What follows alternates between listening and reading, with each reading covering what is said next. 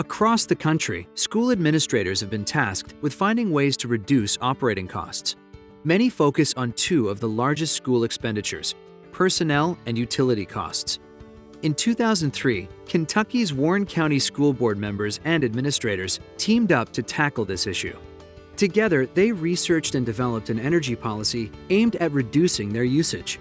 They hired an energy manager and focused on changing individual behaviors. 3 years later, board members approved the construction of the first net-zero energy elementary school in the nation. It proved to be a net positive decision. The net zero buildings, or the net zero ready buildings that you're looking at, they're equipped to handle a solar array to offset your energy consumption, and they produce energy, and the whole concept is we're going to produce more energy than we consume. Richardsville Elementary School is one of the few net zero schools in the district, and that basically means that we use solar panels to collect our energy, but once we're done using it, we sell it back to the grid. So basically that means we make money off of energy. The definition really begins with a building that is designed in such a way that it is reducing energy consumption to a point where adding renewable energy such as solar or wind really becomes an integral part of the design. Taking on a project of this magnitude requires teamwork and buy-in from the community. We involved the principals, the teachers, everyone that was going to have a stake in this project. We brought together from the very beginning so that we were all on the same page. It's a collaborative effort, and if we didn't have progressive boards, a progressive superintendent, and architects willing to think outside the norm, we wouldn't be here today. With the community on board, the next issue to deal with was cost. When the architectural firm of Sherman Carter Barnhart was hired to design Richardsville Elementary School, they were charged with building and maintaining this net zero school for the same amount or less than a traditional school. One of the misconceptions about a zero energy building is that it costs a lot more than a traditional school.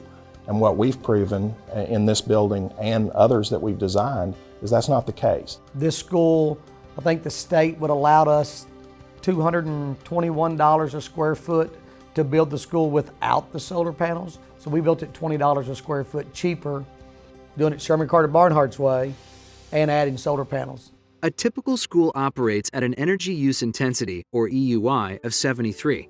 Richardsville Elementary has drastically reduced their energy consumption, operating at only 18.2 EUI.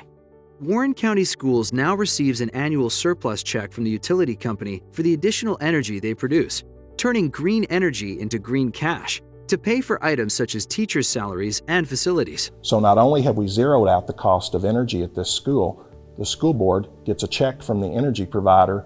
It's been averaging about $40,000 a year. So really, by its mere existence, this school is a positive revenue stream for the district.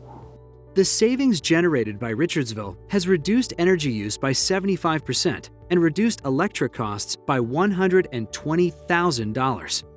Since 2010, the energy program throughout Warren County Public Schools has saved a whopping $13 million. As solar costs continue to decrease, savings will rise even more. At Richardsville Elementary, if it had been designed to be a traditional school that just met the energy code, the building code, we would be talking about an annual energy bill of about $225,000.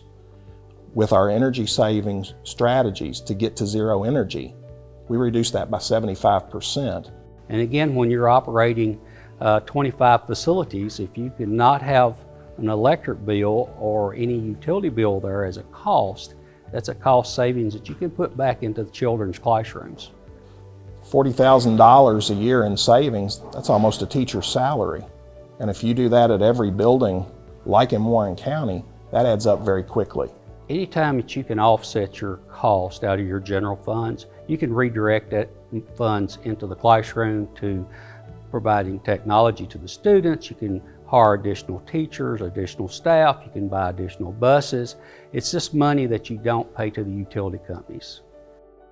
How is a net zero building designed so that it is energy efficient and produces more energy than it consumes? One of the ways is to orient the structure towards the sun, providing passive daylight and reducing artificial light. and utilizing technologies such as efficient lamps, a geothermal heating and cooling system, and natural daylighting. So one of the things that we did was create a clear story spine that you see here above me, and that goes throughout the entire interior of the building. So it brings natural light into the main lobby that we're in, into the adjoining gymnasium, beyond into the cafeteria, and then terminating at the media center. So all those spaces that would have no windows, now we bring natural light in, and a lot of times during the day we don't even need the artificial lights on. What makes a building net zero is the reduced energy combined with the installation of solar panels, or solar array. In this case, the panels line the school roof as well as the carport and convert sunlight into electricity. Keeping a small footprint kept it more cost-effective. Unlike some of the things you may have seen where people are touting, the largest solar array east of the Mississippi, we wanted the smallest because that meant the most influential thing we could do with the design so that we minimize the additional cost of the solar. So one of the key features of a zero energy school is that you have to take into account all of the activities that go on in a school. So we would have a gymnasium, a cafeteria, a commercial kitchen. It's not just about the classrooms. A kitchen in a traditional school uses a hefty amount of energy, up to 25% of a building's energy, so it had to be designed to save as much as possible. And it was, with an unexpected, healthy result. So one of the key features of Richardsville was to eliminate the tilting skillets, the deep fryers, and that large commercial hood that we're all so familiar with. That's one of the first things that's turned on during the day and uses a tremendous amount of energy. So we traded the tilt skillets and deep fryers for combi ovens and steam kettles. One of the other features though is when you cook without grease, you're cooking healthier meals and using reduced energy to do it with. Not only does this net zero school now serve all their meals to students, it also serves up science lessons in every part of the building. And one of the things that came out of the design was that the building would be a teaching tool. That the students would be engaged in the design decisions that we made and become part of their everyday education. What a great opportunity we have for students to be able to experience firsthand the nature of energy conservation. We have many students in the building who are capable of leading groups throughout the building and talking about what makes Richardsville Elementary unique. So we use a heat pump in the summer. Heat is collected from the building and transferred to the ground. I've got fifth and sixth graders that know more about geothermal energy than most adults. They also know more about solar energy than most adults. It goes from hot water into cold water and helps cool the building.